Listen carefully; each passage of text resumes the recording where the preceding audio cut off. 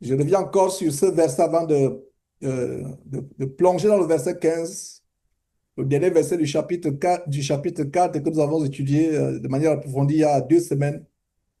Le verset 16 qui dit, approchons-nous donc avec assurance du trône de la grâce afin d'obtenir miséricorde et de trouver grâce pour être secourus dans nos besoins. Il y a des fois, nous pouvons prier Dieu. Peut-être que l'exaucement viendra au moment où Dieu a jugé bon. Il y a plusieurs obstacles à l'exaucement des prières. Et un des obstacles aux prières est révélé au verset 16.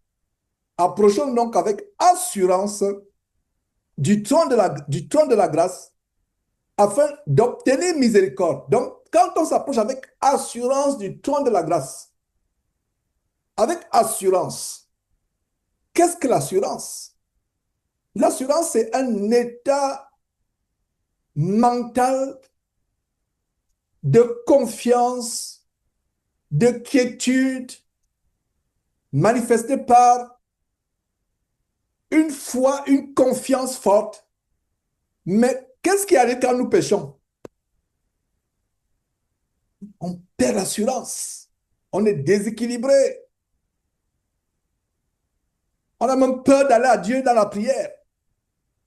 On ne chante même plus les cantiques. On a peur de lever la voix. C'est exactement ce qui s'est passé avec Adam et Ève. Ils pensaient qu'ils pouvaient fuir loin de la face de Dieu. Ils se sont trouvés nus. Et c'est ce qui se passe quand Dieu met la torche de sa parole, ou bien il fait jaillir la lumière sur nos péchés qu'il expose. Allez, donc, il y a le manque d'assurance. L'une des choses qui peut faire qu'on garde l'assurance, c'est la communion avec Dieu, l'obéissance à ses commandements, garder sa parole fidèlement, et cela bâtit la foi, l'assurance. Quand on pêche, on a même peur de prier. Quand on a peur de prier. Sauf si on a une conscience morte. Ces chrétiens qui ont une conscience morte, même en plein péché, ils n'ont que de prier. Même dans un bordel, une maison de possession, il est en train de prier. Mais ça, c'est des gens dont la conscience est morte. Pour ceux qui ont encore un tant soit peu une conscience, quand on pêche, vous sentez comment la prière est lourde. Vous sentez comment vous avez l'impression qu'il faut d'abord. C'est pour ça que la repentance est importante. Vous voyez? Et ce verset 16 dit quoi?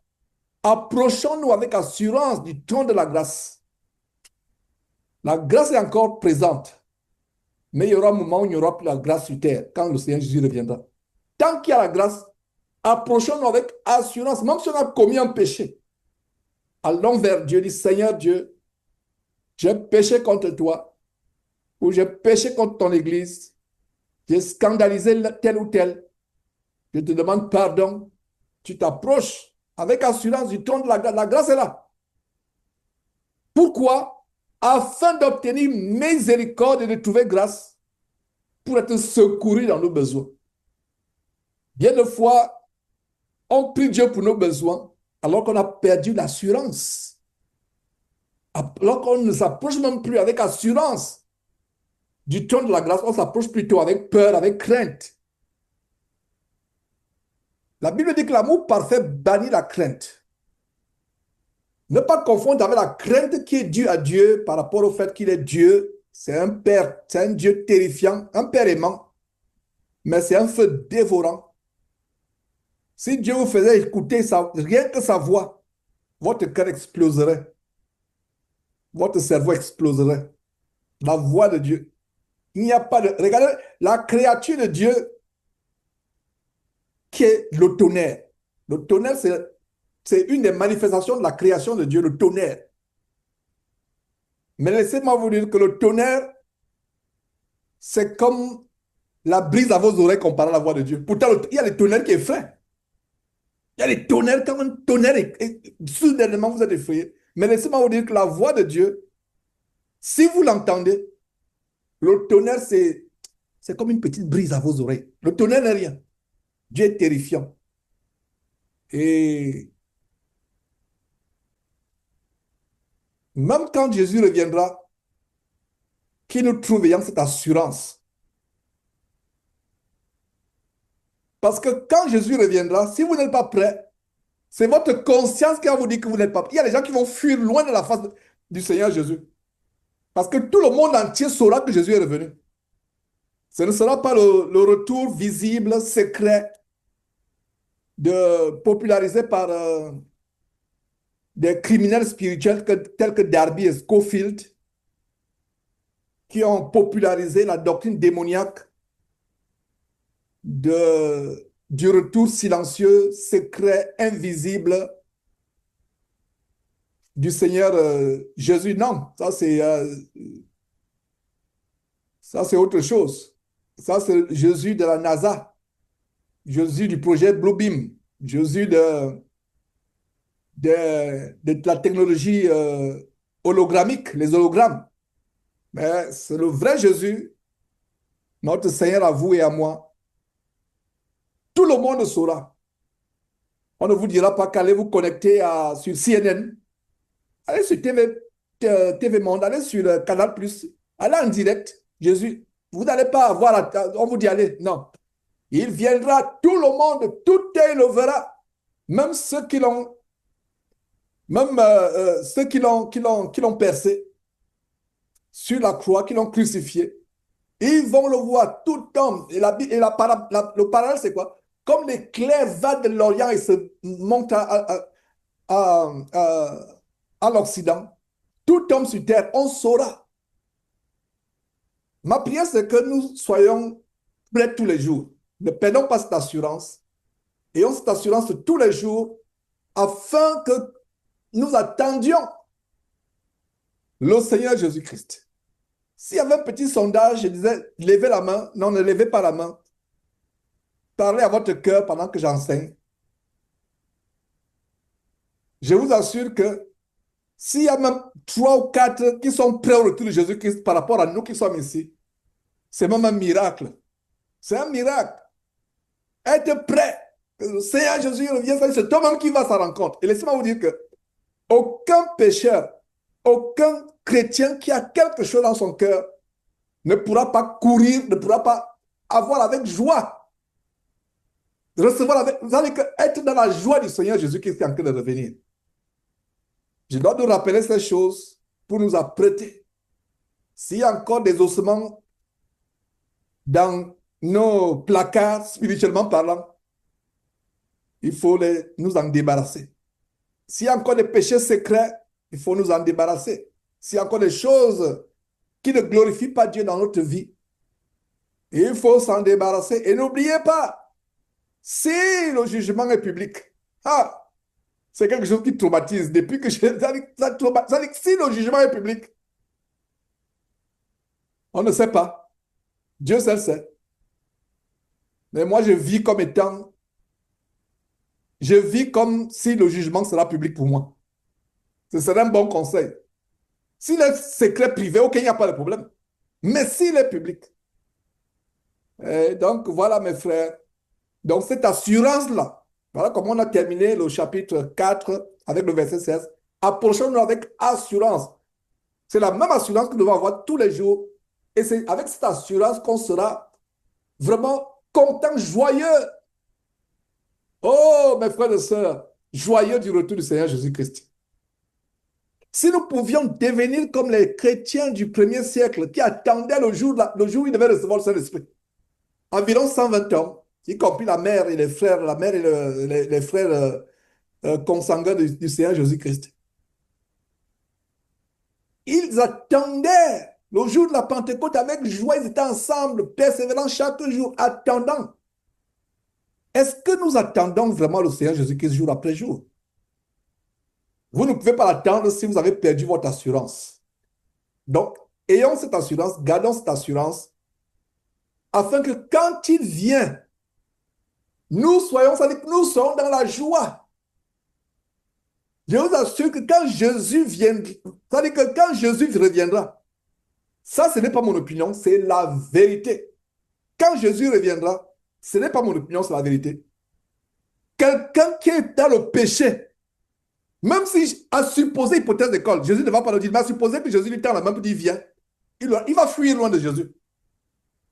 Les pécheurs, l'éclat de l'avènement de Jésus doit correspondre avec l'état de pureté de nos vies. J'espère que je n'enseigne pas des choses compliquées pour ceux qui viennent se convertir, peut-être parmi nous. Mais ce que je viens de dire là, c'est parce que l'éclat de son avènement, la Bible parle de l'éclat de son avènement. L'éclat. L'éclat de son avènement. Voilà l'image que j'ai. C'est la coutume, non seulement aux États-Unis, peut-être en Europe, il y a ce qu'on appelle les garages. Ce n'est pas le garage, ce n'est pas un endroit où tu parques forcément les voitures, non. C'est un endroit où, avec le capitalisme, le consumérisme à l'extrême, où les gens achètent font des courses de manière boulimique, les garages sont remplis de choses qu'on n'utilise pas. Qu'on n'utilise pas. Et des fois, tu achètes quelque chose, mais tu ne sais même pas que c'est dans ton... Donc, les garages sont remplis de choses, de babioles, toutes sortes de widgets, comme on dit en anglais. Il y a certains garages qui ne sont pas fermés pendant longtemps. À supposer que votre garage, ouais, vous ouvrez votre garage dans la nuit, au milieu de la nuit. Un garage, peut-être, dans la nuit, vous y mettez votre petit chiot ou votre animal de compagnie, surtout en hiver, pour qu'il soit au chaud au garage. Je prends un exemple. Vous le mettez au garage et c'est un garage que vous ouvrez presque pas.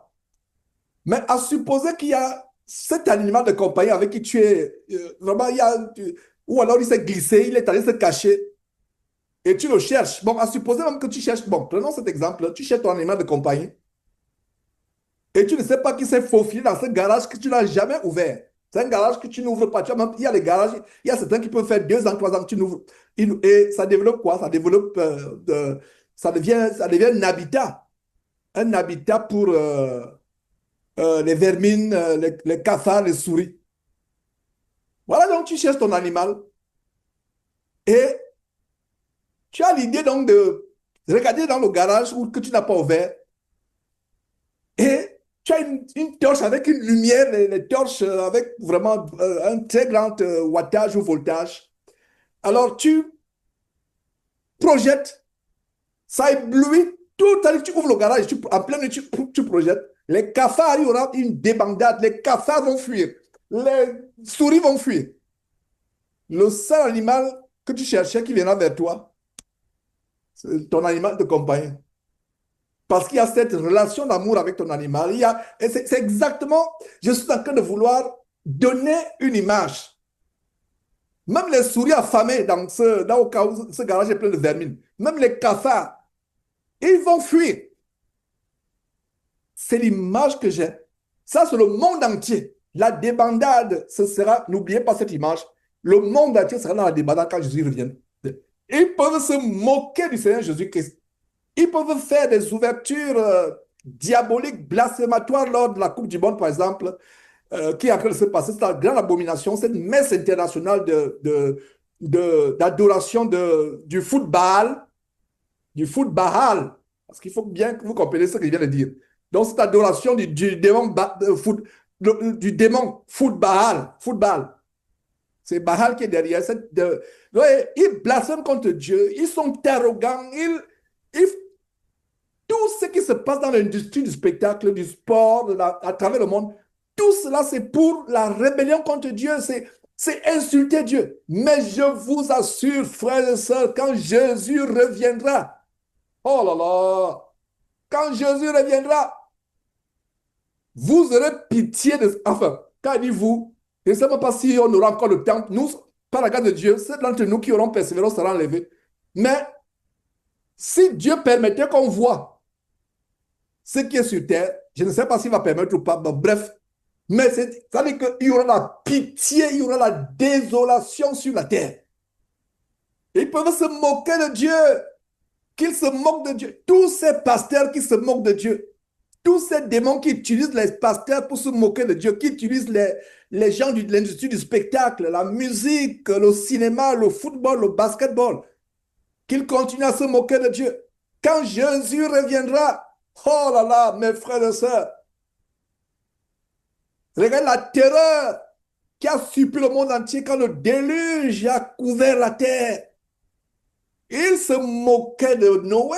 Il dit, mais ce vieux-là, cet ivrogne-là, ce gars, il se moquait. Tout ça, les juste que vous pouvez imaginer. Il se moquait de lui. Les voisins se moquaient de lui. Les gens de la ville, les cités se moquaient de lui. Il y a quelqu'un qui est en train de bâtir une arche. Quand les eaux ont déferlé, la terreur qu'il y a eu sur la terre au temps de Noé, quand les eaux ont déferlé. Mais laissez-moi vous dire une chose. Quand Jésus reviendra, la terreur là, ce sera rien comparé à la terreur que le monde a expérimentée quand les eaux ont englouti la terre. L'éclat de son avènement. Je ne parle même pas des éléments embrasés, les étoiles tomberont du ciel, la lune va s'obscurcir, le soleil va s'obscurcir. Je ne parle même pas. L'éclat de l'avènement du Seigneur Jésus-Christ. L'éclat de l'avènement. C'est le plus grand événement. Et tout le monde va expérimenter cet événement. Les morts en Christ, les vivants sur terre. Les gens on va expérimenter cela. Les morts en Christ, les morts en Christ ressusciteront. Et pour aller à la rencontre dans les cieux. C'est l'événement pour nous chrétiens. Quel est le plus grand événement auquel nous languissons? L'avènement du Seigneur Jésus-Christ. J'aimerais nous poser la question à nous-mêmes aujourd'hui. Quel est le but pour lequel tu es assis aujourd'hui, ce matin, en train de m'écouter, en train de participer à cette réunion, soit par Telegram, soit par... quel est le but? Soit par Facebook. Quel est le but? Quel est le but? Quelle est la finalité? La finalité, c'est ce grand jour, l'enlèvement. C'est le jour c'est le deuxième jour le plus grand de la terre. Quel est le plus grand jour de la terre, le premier plus grand jour de la terre? Ce jour a commencé, je vais dire, ce jour s'est prolongé, il a commencé avec la crucifixion du Seigneur Jésus sur la croix et avec sa résurrection. Pour moi, c'est le plus grand jour. En fait, j'aimerais étendre ces jours en 3 jours. De la crucifixion, 3 jours et 3 nuits plus tard, à la résurrection. Mais j'englobe ça en un seul jour. Pour les raisons de la démonstration que je suis en train de faire. C'est le premier plus grand jour. La crucifixion. La crucifixion, ça n'est que du Seigneur Jésus. C'était le plus grand crime pour ceux qui l'ont tué, mais c'était le plus grand événement. Le Fils de Dieu est mort pour les péchés de toute l'humanité. Le Fils de Dieu est venu apporter le rachat des péchés de l'humanité depuis Adam et Ève. Et il est ressuscité 3 jours et 3 nuits plus tard. Ça, c'était le premier plus grand jour depuis que la terre existe. Maintenant, après le Seigneur Jésus-Christ, après sa montée au ciel, son retour au ciel, quel est le plus grand jour que nous attendons? Vous avez vu comment Siméon, la prophétesse Anne, comment les gens attendaient l'avènement du Messie. Même les Juifs orthodoxes et autres à travers le monde, autres Juifs, et ceux qui sont particulièrement les Juifs orthodoxes, ils attendent toujours le Messie. Ils attendent toujours le jour le plus grand du monde. Il est déjà arrivé. Et vous et moi, nous savons qu'il est arrivé. Jésus est venu mourir sur la croix il y a plus de 2000 ans. Nous n'attendons plus un nouveau Messie. Nous attendons le retour terrifiant du Seigneur Jésus-Christ. Vous savez pourquoi? Il sera dans les airs. Il ne va pas descendre sur terre. Il sera nous serons à la rencontre de Jésus dans les airs. Ma compréhension, je dis bien ma compréhension. Ma compréhension, c'est que c'est mieux que nous soyons dans les airs. Parce que ce qui va se passer sur terre, ce sera à la fois, le jour de l'enlèvement sera à la fois le plus grand jour pour les vrais chrétiens et le jour le plus terrifiant pour les faux chrétiens et pour le monde entier. Frères, sœurs, soyez consolés par ces paroles. Qu'ils se moquent de nous. Je sais l'affliction que vous avez quand vous voyez les vidéos de ces grands du monde qui se moquent du Seigneur Jésus-Christ. Je sais l'affliction que vous avez quand vous voyez des faux pasteurs qui blasphèment contre Dieu. Comme Charles Passot, dont je regardais les vidéos parce que je suis en train de préparer un grand travail sur ce monsieur que j'ai dénoncé par le passé. Je vois comment il se moque de Dieu. Les miracles mensongers. Quand vous voyez Masolo Tunasi, vous voyez comment il est en train de faire la cabale juive devant les gens. La magie, il fait la magie. La projection avec le tai chi. Il se moque de Dieu. Ça nous fait mal. Il y aura un jour de rétribution. Il y aura un jour de... Ils vont payer. En anglais, on dit payback time. Big time. Payback, payback. Ils vont payer. Ils ne vont plus blaguer. C'est pour cela que vous voyez Dieu, vous avez l'impression que Dieu ne voit pas ce qu'ils font. Vous avez l'impression que Dieu est calme. Non, c'est la patience de Dieu. Le jour arrivera. Ne soyons pas de l'autre côté, du côté adverse. Soyons du bon côté. Parce que si nous sommes du mauvais côté quand le Seigneur Jésus reviendra, notre foi aurait été vaine. Ça aurait été mieux que nous soyons comme eux. Jouir du monde, tous ces attraits. Mais à quoi cela aura servi qu'on se sanctifie, qu'on vive dans la crainte? Ça veut dire que ne nous sanctifions pas à moitié. Ne vivons pas dans la crainte à moitié. Vivons pleinement dans la crainte de Dieu, dans la sanctification pleinement, sans laquelle personne ne pourra voir le Seigneur. Vivons pleinement dans la crainte. Vivons pleinement dans la sanctification. Ne soyons pas des chrétiens à califourchon. Un pied dans le monde, un pied à Christ. Un pied dans les choses mondaines, un pied à Christ. Je vous assure, quand j'ai posté la vidéo il y a quelques jours que les vrais chrétiens ne regarderont pas la Coupe du Monde, oh là là, on m'a déchiqueté sur Facebook. On m'a déchiqueté. C'est là où vous savez. J'ai bien dit que les vrais chrétiens. Quelqu'un s'est amusé à dire que je suis chrétien, mais je vais regarder. Et j'ai posé la question, tu es chrétien ou bien tu es chrétien? Oh là là, je n'aurais pas dû faire ce commentaire. Je n'aurais pas dû faire ça. Ils sont venus en assaut parce que j'ai dit, est-ce qu'il est chrétien ou chrétien? Mais il y a une bonne partie sur les 70 commentaires qu'il y avait, il y avait peut-être 40 qui disaient qu'effectivement, si tu regardes, c'est que tu es chrétien, tu n'es pas chrétien. C'est les vrais chrétiens. Ne nous amusons pas avec notre salut. On vient là, publiquement, on pense qu'on est pieux. Mais alors qu'il y a des saletés. Nous sommes là pour nous purifier. Mes frères et sœurs, ayons de l'assurance. Quand Jésus reviendra, est-ce qu'on aura cette assurance? Est-ce qu'on ira? Imaginez-vous, voilà, je prends un exemple, je ne sais pas, j'ai l'impression que l'exemple du garage des cafards qui s'enfuit, l'animal de compagnie qu'on cherchait, qui s'est réfugié, c'est lui qui vient vers toi. Bon, prenons un autre exemple que j'avais déjà pris. Parce que c'est passé, mais cet exemple, imaginez-vous, un père strict, sévère, qui voudrait que ses enfants, tout est en ordre à la maison, qu'ils étudient, et tout est correct, etc. Cet enfant, ce parent a 10 enfants, ce père a 10 enfants, il va pour un grand voyage. Il dit, je vais voyager 7 mois pour les affaires. Il y a des entreprises à travers le monde qui vont me conduire. Je m'attends à ce que vous comportez bien, vos chambres toujours bien rangées, propres. Vous prenez soin des uns des autres. surtout vous les aînés, etc. Je vais voir tout le monde les devoirs, bien faire les devoirs, etc.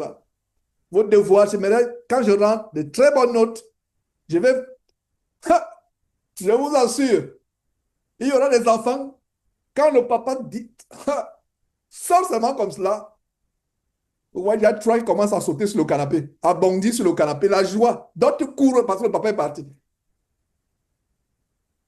Il y a certains des enfants qui vont s'amuser avec leurs études, qui vont vivre dans le désordre, aller s'amuser avec les amis dans le quartier, aller boire, aller fumer, négligeant les études.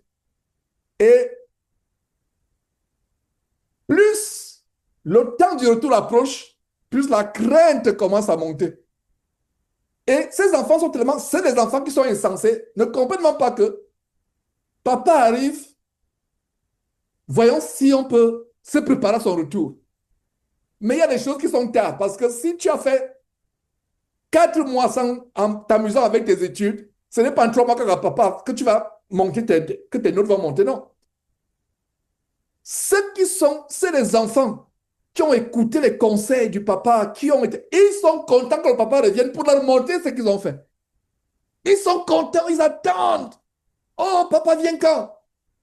C'est les enfants qui, comment dire, des messed up, qui sont comportés contrairement aux actions du papa. Quand les autres enfants qui étaient ça disent que papa revient, vous pouvez voir la tristesse sur leur visage. Ils veulent que le papa reste définitivement, parce que le papa viendra voir le désordre qui s'est passé.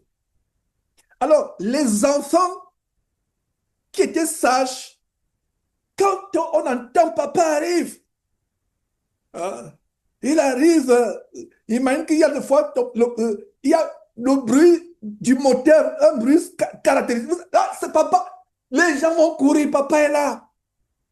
Sur les 10, il y aura peut-être 3, 4 qui vont, papa, papa est là, on va courir, papa est là. Les autres vont se cacher dans les chambres, dans les placards. S'il faut monter le plafond, ils vont monter le plafond. C'est le papa qui va les chercher. Voilà, j'espère que cet exemple est passé. J'aimerais qu'on soit comme les enfants. Papa est venu. Je ne dis pas que Jésus est notre papa. Parce qu'ils vont sauter pour dire, ah, je crois déjà que Jésus est notre père. Non, c'est un exemple. C'est un exemple. Par rapport à Jésus, c'est notre grand frère. Le Fils de Dieu, notre grand frère, il est venu nous chercher l'église. Oh là là! Il est là, courant. Nous courons au devant. Ceux d'entre nous qui n'auront pas une conscience pure, on ne courra pas au devant. Certains de ceux qui vont courir au devant, c'est ceux qui ont la conscience morte. Il y a des chrétiens parmi nous. Tu exposes son péché, même il n'est pas conscient pourquoi il pêche. Il ne sait même pas pourquoi il pêche. Il ne comprend pas pourquoi tu le confrontes. Il est perdu. Tu confrontes un frère, tu dis que frère ou une soeur, il ne sait pas pourquoi tu le confrontes. J'espère que les chrétiens parmi nous n'ont pas une conscience morte. Nous devons avoir la conscience du péché. Et c'est ça qui est une bonne chose. Mes frères, le chapitre 16, le chapitre 4 d'Hébreux, le dernier verset, verset 16, nous a mené à ouvrir cette grande introduction sur l'assurance. Ayons cette assurance. Ne perds pas ton assurance. Voilà. Si cette vidéo peut être coupée, c'est garde ton assurance jusqu'au retour de Jésus-Christ. Voilà le titre que je donnerai. Sauf si un frère a un meilleur titre. Garde ton assurance. Garde ton assurance. Ne perds pas ton assurance.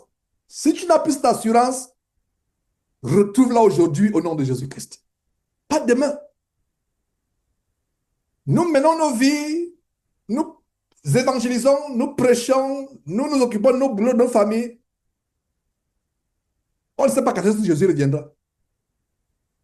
Mais en même temps, nous devons vivre chaque jour comme si c'était le dernier jour de notre vie sur terre, soit que Jésus revienne, soit que nous nous endormions.